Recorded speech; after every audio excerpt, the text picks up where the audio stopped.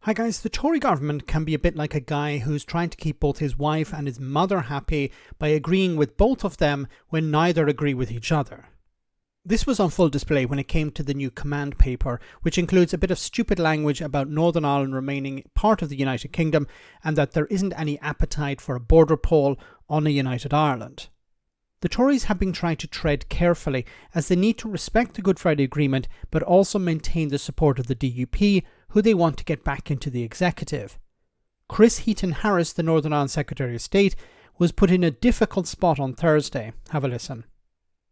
Listening to the Secretary of State and reading the command paper, you would maybe think that there's only the DUP in Northern Ireland. There are no other people with any other constitutional preferences. Of course, there are many people in the north of Ireland who want to see a new Ireland as soon as possible.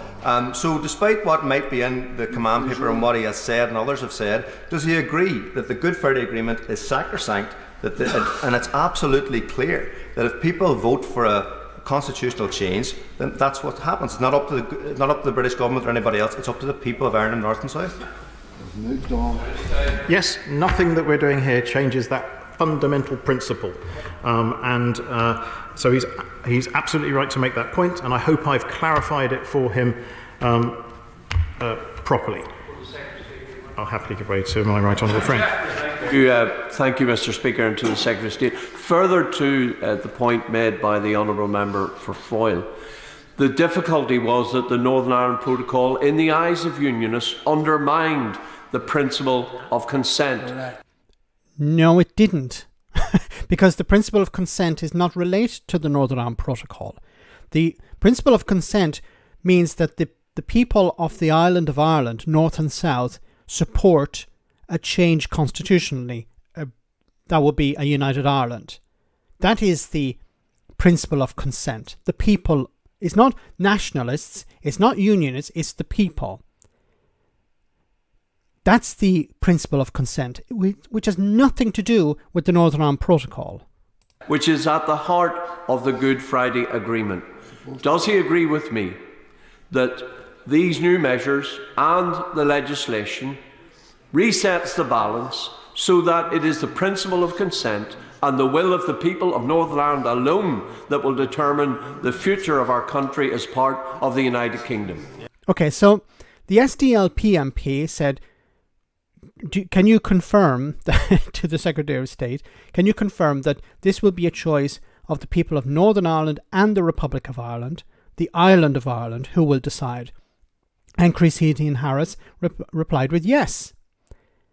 Jeffrey Donaldson is saying, can you confirm that it's just the people of Northern Ireland that will decide? And have a listen to this response.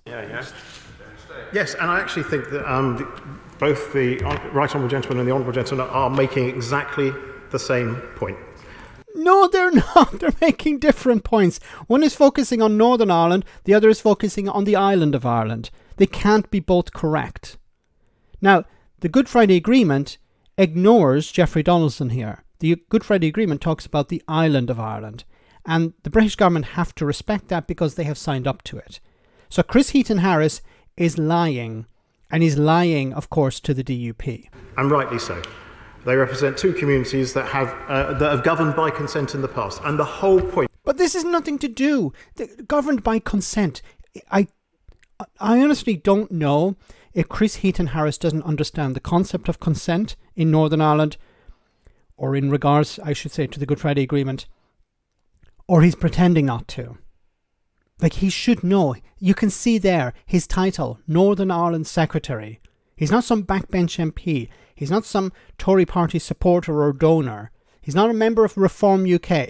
He is a member of Cabinet. A senior member of Cabinet. And he doesn't seem to understand, or he's pretending not to understand, the principle of consent. Once again, the principle of consent is that the people of the island of Ireland decide their future, north and south. Why is this so difficult to reinforce with the DUP? The DUP know this. They're pretending not to. The point of what we're doing here today is to try and get government by consent back up and running in Stormont in the future. It's not government by consent. This is pretty pathetic. Let me know in the comment section, guys, what you think. As always, your comments are greatly appreciated. Thanks a lot.